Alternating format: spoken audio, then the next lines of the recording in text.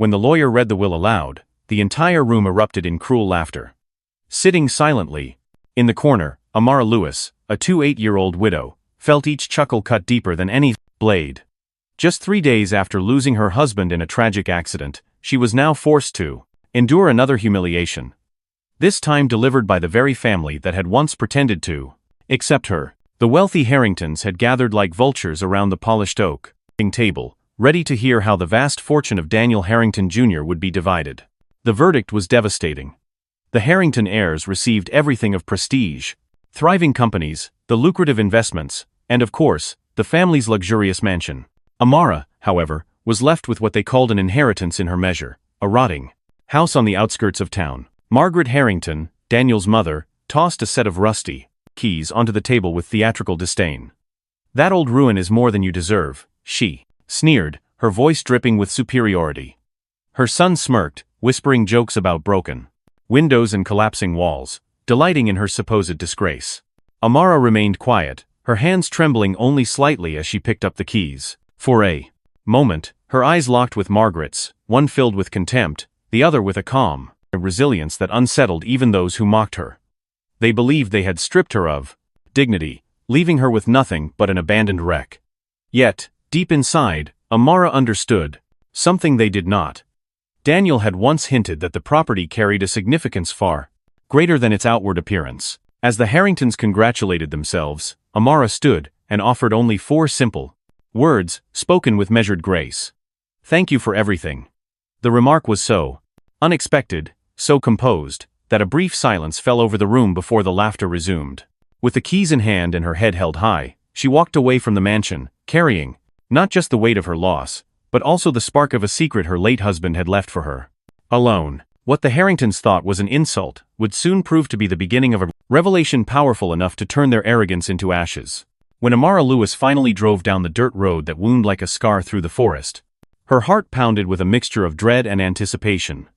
The old house came into view at the end of the path, and her 16-year-old daughter, Selena, let out a nervous laugh.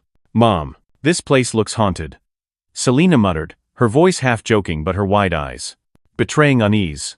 Amara turned off the engine and stepped out into the heavy silence of the countryside. The 2-story structure stood solemnly before them, its cracked windows staring like blind eyes, its peeling paint clinging to the past. Vines and weeds had grown wild, swallowing the porch and curling around the roof's edges. From anyone else's perspective, it was little more than a ruin, a fitting symbol of humiliation. But for Amara, the sight stirred something else. "This isn't just any house," she whispered, gripping the cold iron key Daniel had placed in her hand years before. "Your stepfather brought me here once. He said it was the most special place he knew. A place his family would never understand." Selena wrinkled her nose. "Special? Mom, this place looks like it's one strong wind away from collapsing." But Amara smiled faintly, remembering Daniel's cryptic words. 3 years earlier, they had stood in front of this same house. He had refused to explain in detail, only saying that it held buried secrets and treasures hidden in plain sight. At the time, she thought he was being poetic, perhaps sentimental about some childhood memory. Now, standing on the porch with the keys clutched in her hand, she wondered if his words had been more literal than she dared imagine. Inside, the house smelled of dust and time. The wooden floorboards groaned under their steps, each creak echoing through the hollow rooms. Spiderwebs stretched across corners like lace. Curtains and shards of glass glistened on the floor where windows had shattered long ago. Selena trailed her fingers along a wall and frowned. "Mom, listen to this." She tapped lightly, producing a hollow sound at first, then moved a few feet over, knocking again. The sound was different, deeper, denser, almost metallic. Amara's pulse quickened. "That doesn't make sense," she whispered, pressing her ear against the wall. It felt solid, unnaturally so, as though the entire structure concealed something beneath its skin. Later that evening, back at their cramped apartment, Amara couldn't shake the feeling. She pulled out her laptop and began searching for any historical records tied to the property. Hours slipped by as she sifted through digital archives, until a name appeared repeatedly. Cornelius Aurelius Golden, a 19th-century miner who had settled in the area in 1852. Her eyes widened at the surname. Golden, according to obscure journals and academic footnotes, Cornelius Golden had discovered a rich vein of ore in the nearby mountains but died mysteriously before he could reveal the mine's exact location. Local legends suggested he had been paranoid about theft. Some whispered he had hidden his gold in plain sight, but one article, published decades ago in a small historical review, caught Amara's breath. Golden was known for incorporating gold directly into the construction of his home as a form of protection. She leaned back in her chair, her mind racing. Could it be possible that the Harringtons, in their arrogance, had handed her a house literally built with gold? The phrase Daniel had repeated years ago rang in her ears. Indestructible. The following week, Amara and Selina returned to the property with borrowed tools. In the late morning light, she scraped away a small patch of peeling paint on the upstairs wall. To her astonishment, tiny golden fragments glimmered beneath the plaster. She brushed them gently with her fingertips. And for the first time since Daniel's funeral, a genuine smile curved her lips. Selina gasped. "Mom, is that what I think it is?"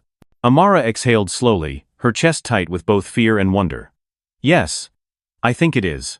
Yet she knew better than to celebrate too soon. Secrets like these had the power to attract danger, especially from the very family who had mocked her.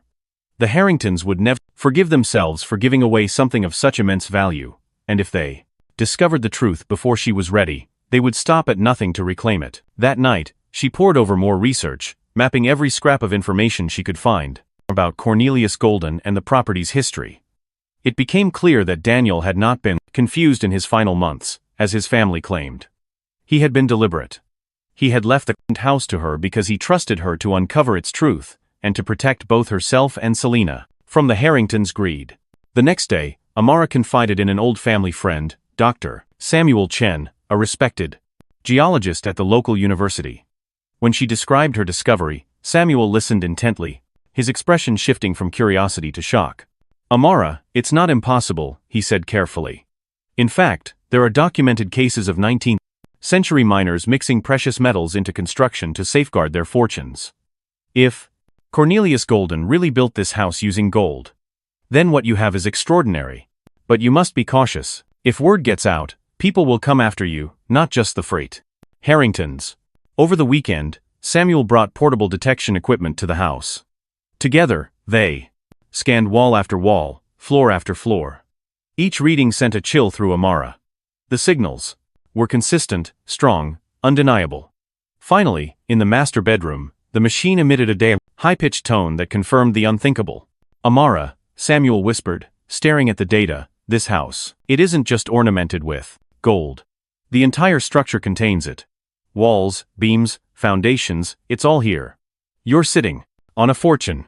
Her knees nearly gave way, but she steadied herself against the wall that now sparkled faintly. In the beam of sunlight streaming through a cracked window, millions of dollars lay hidden beneath the Harrington sneers and contempt. They had mocked her, tried to strip her of dignity, and in doing so had sealed their own downfall. Selina rushed into the room, her face glowing with youthful wonder. "Mom, do you realize what this means?" "Yes," Amara murmured, holding her daughter close. "It means Daniel knew exactly what he was doing. He left me more than just a house. He left me a chance to rewrite everything."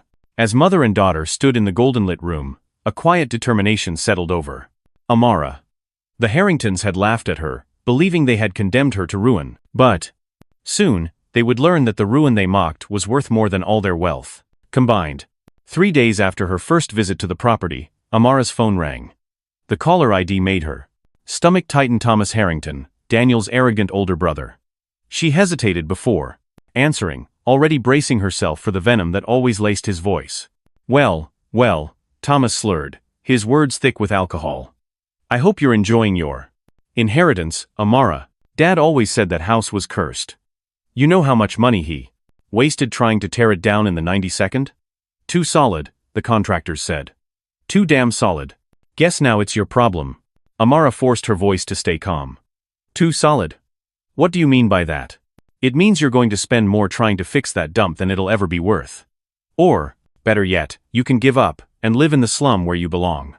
Either way, that ruin will swallow you whole." He laughed cruelly before hanging up, leaving Amara staring at her reflection in the dark phone screen. She wasn't surprised by the insult. She was surprised by what he had revealed. Too solid. The words echoed Daniel's own when he once described the house's indestructible structure. What? Thomas considered a curse. Amara now understood as confirmation that the house was built with something extraordinary. But the Harringtons didn't stop at insults. The next morning, Margaret Harrington, Daniel's mother, called with a tone of feigned sweetness. "Amara, dear," she began, her voice dripping with false concern. "I hear you've been poking around that dreadful old property. I must warn you, it will ruin you financially. But, because we're family, we want to help. Thomas is prepared to offer you $5,000 for it. That's far more than it's worth, but we consider it charity. You really should take it." Amara nearly laughed at the irony. She glanced at the tiny golden flecks she had scraped from the wall the day before, now sealed carefully in a small glass jar. $5,000? She repeated, her tone measured. "Yes." Margaret pressed eagerly. "With that money, you could rent a nice little apartment in a neighborhood more suitable for people like you. Think of Selena. She deserves a proper environment, not that ruin." The word charity rolled off Margaret's tongue like poison, but Amara kept her composure. "That's a generous offer," she said, her voice smooth. "I'll think about it." When she ended the call, Amara's lips curled into a smile, not of amusement, but of certainty. The Harringtons' desperation only confirmed her suspicions. They wanted her gone quickly, before she uncovered what Daniel had entrusted to her. By Thursday, Thomas showed up at the house in person. Amara was inside, sweeping away years of dust from the downstairs rooms, when the door burst open. "Jesus Christ," he muttered, looking around in disgust. "You really think you can make something out of this place? Look at it, the structure's rotten. You'll need 50 grand just to make it livable." "Maybe," Amara replied softly, continuing her work as though his presence barely mattered. She had learned something invaluable. The more Thomas raised his voice, the more afraid he was. His anger betrayed his fear. He stepped closer, lowering his voice to a growl. "Listen, I'll be straight with you. My family has plans for this area commercial development. If you sell now, everyone wins. But if you insist on staying, you'll find that having business neighbors can be complicated." The veiled threat hung in the air like smoke. "Are you threatening me, Thomas?" Amara asked calmly, finally setting down her broom. "Threatening?" He smirked. "I'm giving you advice. People like you don't survive long. In fights like this, better take the money while you still can." After he left, Amara sank into a broken chair and let the silence of the house surround her. The Harringtons weren't just mocking her anymore. They were afraid. They knew the house carried a weight they hadn't told her, and now they were trying everything, insults, charity, intimidation, to push her out. That weekend, Dr. Samuel Chen returned with his equipment, confirming what Amara had already begun to suspect. The house wasn't just strong, it was laced with veins of gold. When he explained that the structure could be worth millions, Amara realized the Harringtons' cruelty wasn't random, it was strategy. They thought by breaking her spirit, they could reclaim the very treasure they had mocked as worthless. But Amara was no longer the quiet widow they expected. Every insult, every degrading remark, every poisonous offer became fuel for her resolve. She began writing down their words, saving call logs, even discreetly recording conversations. If the Harringtons wanted a war, she would fight it with truth and patience. Days later, Margaret called again, her voice sharper now. "Amara, we're losing patience. Thomas is willing to increase the offer to $7,500. Final. Don't be foolish, this is the best you'll get." Amara looked through the cracked window at the golden shimmer peeking through the wall. She had chipped away. She let silence stretch before answering. "I'll consider it." When she ended the call, she whispered to herself. "And I'll let you dig your own grave, word by word." The Harringtons thought they were tightening a noose around her neck. They didn't realize that every insult they threw, every threat they uttered, was weaving the rope that would eventually strangle their empire. On Saturday morning, the air around the old Harrington property was still and heavy, as if the land itself were holding its breath. Amara stood on the creaking porch, arms folded, waiting for Dr. Samuel Chen to arrive. When his unmarked sedan finally pulled into the overgrown driveway, she felt both relief and dread. If she was wrong, the tiny flecks of gold she had uncovered would be nothing more than illusions of hope. If she was right, her life, and her battle with the Harringtons, was about to change forever. Let's be careful, Samuel said, unloading a compact case filled with portable geological scanners. If what you suspect is true, this has to be handled discreetly. Together they moved through the house, floor by floor. Samuel pressed the scanner against the walls, the machine releasing steady beeps. At first, the signals were faint, but when they reached the master bedroom on the second floor, the device emitted a piercing, consistent tone. Samuel froze, staring at the digital display. These numbers. They're extraordinary, he whispered. Amara felt her chest tighten. How extraordinary. Amara, this isn't just ornamentation. This structure is saturated with gold. It's embedded in the very bones of the house walls, beams, even the foundation. Cornelius Goldenor. Whoever built this wasn't protecting a memory. He was encasing his fortune in plain sight.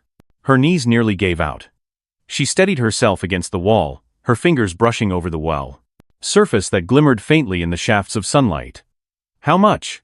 Samuel scribbled quick calculations into his notebook, his brow furrowed in disbelief. Conservatively, $12 to $15 million. Maybe more, depending on purity. Amara, you're living inside a fortune. For a long moment, Amara couldn't speak. The humiliation she had endured at the Copslald Harrington's dining table flashed before her. Margaret tossing the keys like scraps to a beggar, Thomas laughing about broken windows, the word charity dripping like acid. They had handed her more wealth than their entire empire combined, and they didn't even know it. But that ignorance would not last. She understood the Harringtons too well. Once they sensed she had discovered something, they would come for her with claws sharpened. So instead of celebrating, she began planning. That night, she sat at the small kitchen table of her rented apartment, her laptop open and a fresh notebook beside her. Selina had gone to bed, but Amara's mind refused rest. She listed everything Samuel had told her, then began outlining steps. Protect the property legally. She needed a lawyer who specialized in mineral rights, someone who could anticipate every angle the Harringtons might exploit. Gather evidence. Every insult, every coercive offer, every racial remark. They weren't just attacks, they were proof of discrimination and attempted fraud. Stay silent. The Harringtons thrived on arrogance, not patience. If she let them believe she was vulnerable, they would dig their own graves with their own words. The next day, she contacted Dr. Patricia Williams, a lawyer known not just for her expertise in property law, but also for her unflinching record in racial discrimination cases. Amara explained everything, showing her the golden flecks, Samuel's preliminary report, and the recordings she had secretly taken of Thomas's threats and Margaret's venomous charity. Dr. Williams leaned back in her chair, impressed. You don't just have a case for mineral rights, Amara. You have grounds for a lawsuit: coercion, racial intimidation, attempted fraud. With the evidence you're collecting, we could dismantle their empire in court. Amara felt a weight lift from her shoulders. For the first time, she wasn't alone in this fight. Meanwhile, the Harringtons escalated their tactics. Thomas began showing up unannounced, sometimes pounding on the door, sometimes circling the property in his car like a predator. Margaret's calls grew sharper, her voice losing the sugar-coated tone. Amara, you're playing a dangerous game, she hissed one evening. We know you can't afford the taxes on that dump. When you fail to pay, it'll come back to us. Why not save yourself the humiliation? $10,000 final offer. Amara pressed the record button on her phone before answering. I'll think about it, she replied, her voice as calm as still water. Every word was ammunition. Every insult was another nail in their coffin. Samuel returned 2 weeks later with a certified appraiser, this time using advanced equipment. The readings confirmed his earlier estimates. The house wasn't just valuable, it was historic, unique, and nearly impossible to replicate. The appraiser's official report placed its worth between $12 and $15 million, a number that made Amara's hands tremble as she slid the document into her folder. That night, she sat with Selina, who studied the report with wide eyes. Mom, this changes everything. We could finally leave that apartment. We could live without fear. Amara pulled her daughter close, kissing her hair. Yes, it changes everything. But remember, this isn't just about us. Daniel left this house to me because he trusted me to see what others wouldn't. If we use it wisely, it can be more than just wealth. It can be justice. Selina nodded slowly, her young face hardening with determination. Then let's make it justice. In the weeks that followed, Amara meticulously built her arsenal. She recorded every phone call, archived every threatening message, and filed every appraiser's report under lock and key. Samuel helped her arrange for geological surveys, while Dr. Williams prepared legal documents that could withstand any challenge. And through it all, Amara played her role flawlessly. To the Harringtons, she remained the meek widow they believed they had humiliated, someone too naive to realize the burden she carried. She let them stew in arrogance, making final offers and delivering veiled threats, while she silently documented their every word. At night, when exhaustion pressed heavily against her, Amara found strength in remembering Daniel's voice. "This house is indestructible. And so are you." The Harringtons thought they were tightening the noose. What they didn't realize was that every insult, every lie, every so-called act of charity was rope she would one day pull to expose them.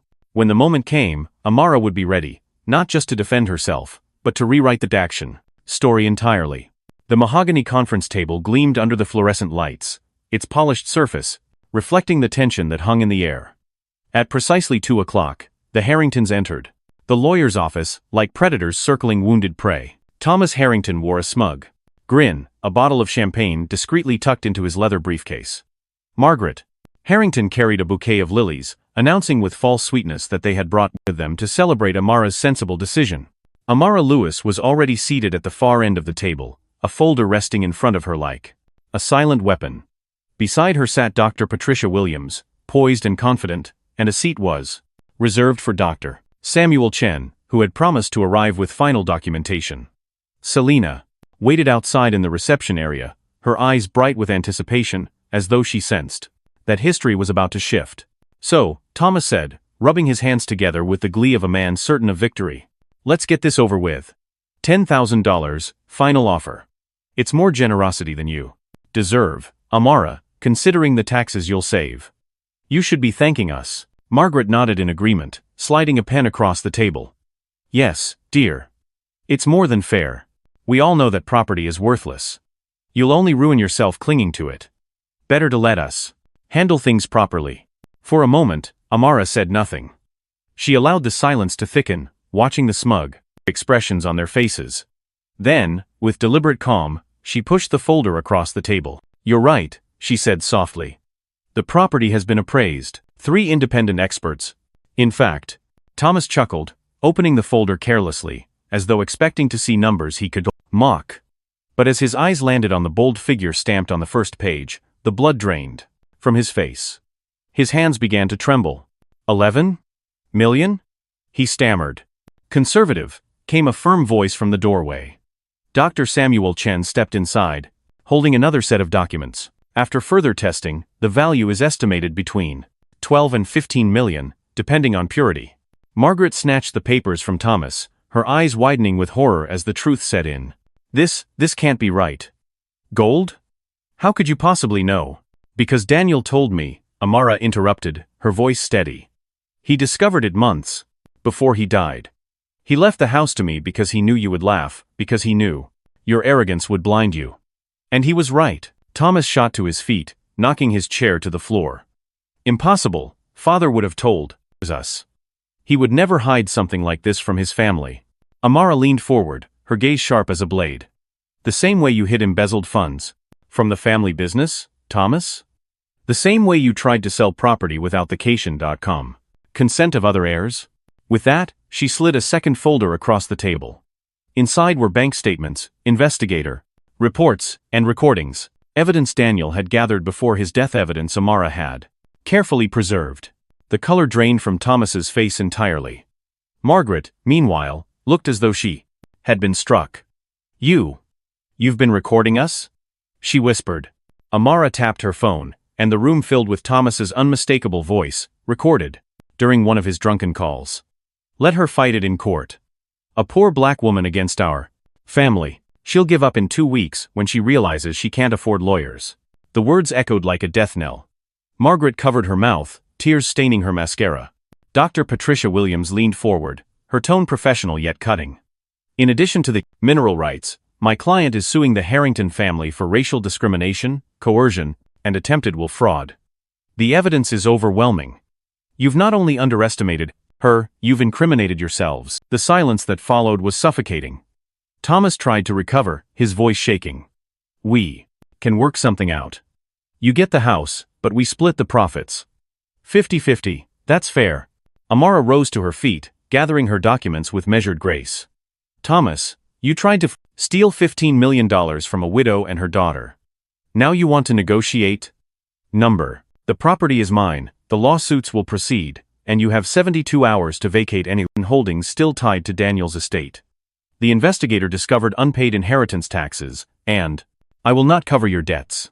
Margaret's voice cracked, desperation breaking through her pride. Amara, please. We're family. Amara paused at the door, turning back with eyes full of calm fire. Family? I remember? When you told me a ruined house was more than I deserved. When you sneered that my daughter should grow up in a neighborhood fit for people like us. Now you see the truth. You gave away a fortune because prejudice blinded you. That's not family, that's arrogance. And arrogance always destroys itself. As she walked out, Selina rose from her chair in the lobby, her eyes searching her mother's face. Amara simply smiled, a smile not of vengeance, but of vindication. The Harringtons had written their own downfall, word by poisonous word, and she had only held up the mirror. In the months that followed, the lawsuits played out exactly as Patricia predicted. The Harringtons were forced to pay millions in damages. Thomas lost his license to operate in real estate. Margaret's reputation collapsed, her once coveted social invitations evaporating into her silence. And the name Harrington became a symbol of scandal, whispered in disgust rather than respect. Amara, meanwhile, stood stronger than ever. She owned the house outright, its golden walls. No longer a secret but a testament. But more importantly, she held her head high, no longer the humiliated widow mocked at a mahogany table. But the woman who had turned humiliation into triumph, injustice into justice. 6 months after the devastating confrontation in the lawyer's office, the once mighty Harrington family was unrecognizable. Their empire, built on arrogance and intimidation, had crumbled beneath the weight of their own schemes. Thomas Harrington, once a powerful figure in real estate, was unemployed and disgraced. Court rulings had not only stripped him of millions in damages but revoked his license to conduct business altogether. Every attempt to find work in neighboring cities was met with rejection, his name forever tied to scandal and fraud. Margaret Harrington, once the matriarch who commanded respect in high society, found herself isolated. The country clubs suspended her membership. Her invitations to galas, luncheons dried up without explanation. Friends she had once considered loyal began avoiding her, whispering behind her back. The woman who had prided herself on appearances was now reduced to renting a modest apartment, her reputation shattered. Meanwhile, Amara Lewis's life had undergone a transformation as profound as it was poetic. No longer confined to the shadows of humiliation, she stood at the center of a movement. With guidance from Dr. Patricia Williams, she used part of the property's newfound wealth to establish the Golden Heritage Foundation, an organization dedicated to protecting historic properties in marginalized communities and offering free legal assistance to families targeted by predatory real estate practices. The house itself, once dismissed as a ruin, became the foundation's headquarters. Its golden bones remained untouched, preserved as both a symbol of justice and a living museum. Beneath its ancient beams, Amara and her growing team of lawyers, advocates, and volunteers worked tirelessly. They recovered dozens of properties for families who had been manipulated into signing fraudulent contracts. They taught workshops on property rights, empowering communities that had long been silenced. Amara often marveled at the irony. The Harringtons had tried to bury her under mockery, but, in doing so, had handed her the very key to dismantle their legacy. Each property the foundation reclaimed felt like another brick removed from the Harringtons' once impenetrable empire. Patricia often joked, "They spent decades building through injustice, and now you're tearing it down one deed at a time." But for Amara, it wasn't about revenge, it was about legacy. Selina, now 17, thrived in ways Amara had only dreamed of. With the stability the foundation provided, she was able to attend one of the city's most prestigious private schools. She quickly became a standout student, not just academically, but in her passion for justice. Her teachers marveled at her sharp arguments during debates, her empathy in volunteer programs, and her fierce determination to study law. "Mom," she confided one evening while reviewing case studies in the foundation library, "I want to be like you. I want to protect people who can't protect themselves. Maybe I'll even work here one day." Amara smiled, brushing her daughter's hair back from her face. That's the best inheritance you could ever give me, not money, not property, but the promise that this fight will continue. The Harringtons' downfall became a cautionary tale throughout the city. Newspapers covered every detail of their trial and disgrace, and recordings of their prejudiced conversations circulated online, sparking outrage. Activists cited Amara's case as proof that systemic injustice could be challenged and defeated. On the Foundation's one-year anniversary, more than 200 people gathered in the Mystein's Golden House's main hall. Families who had regained their homes through the Foundation's efforts wept as they told their stories. Politicians, activists, and community leaders spoke of the importance of what Amara had built. When she stepped onto the small stage, silence fell. A year ago, she began, her voice steady but full of emotion. I sat in a room where people laughed as they handed me keys to what they thought was worthless. They believed they were humiliating me. Today, that house has become a beacon. It proves that no injustice lasts forever, and that what others dismiss as trash can become the foundation for something greater than they ever imagined. The applause that followed was thunderous, echoing off walls once dismissed as decaying. Amara glanced upward, imagining Daniel's voice, certain he would have been proud.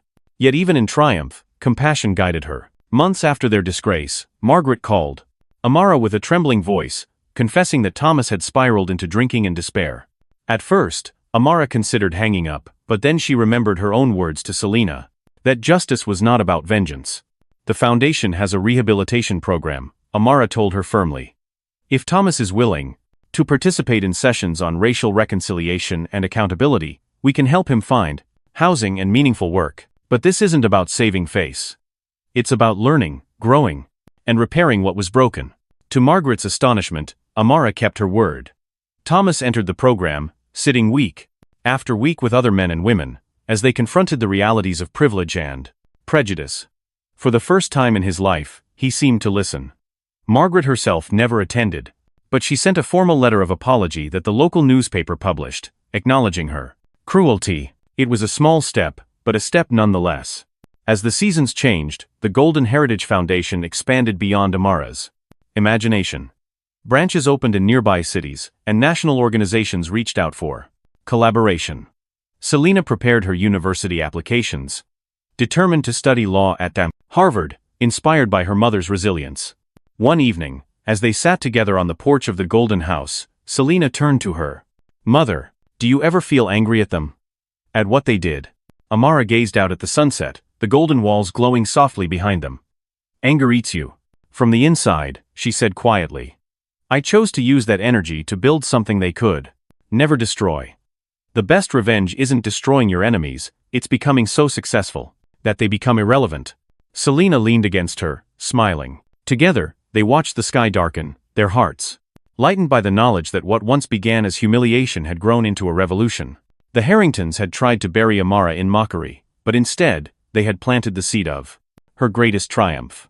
What began as an act of humiliation became a story of poetic justice. The Harringtons thought they had stripped Amara Lewis of her dignity when they tossed her the keys to a crumbling house, mocking her as unworthy of anything greater. Yet what they dismissed as worthless, ruin became the very foundation of her triumph. Within those walls lay not only hidden gold, but also the truth that arrogance blinds while resilience sees. Amara transformed what was meant to shame her into a symbol of justice. The house that was supposed to bury her became the headquarters of a movement that lifted countless families. What the Harringtons lost was not just money or property, but their legacy, crumbled under the weight of their own prejudice. What Amara gained was far more than wealth. She built hope, protection, and empowerment for those who had once been voiceless. The story reminds us that real strength is not found in wealth, status, or the illusion of superiority. True strength comes from character, dignity, and the courage to hold your ground, even when the world mocks you. Pride and arrogance may win battles in the short term, but they inevitably sow the seeds of defeat. Meanwhile, humility, patience, and integrity can transform even the harshest humiliation into a legacy of victory. In life, we may face moments when others belittle us, when we are handed what seems like scraps or cast-offs, but remember this: sometimes the very things meant to break us become the stepping stones to our greatest strength. Never underestimate the value of resilience, for what others see as trash can become your treasure if you hold on to faith and dignity. If this story touched your heart, share your thoughts in the comments. What would you have done if you were in Amara's place? Don't forget to like, subscribe, and turn on notifications so you never miss another story of justice, resilience, and hope. Because sometimes the most powerful victories are born from the deepest humiliations.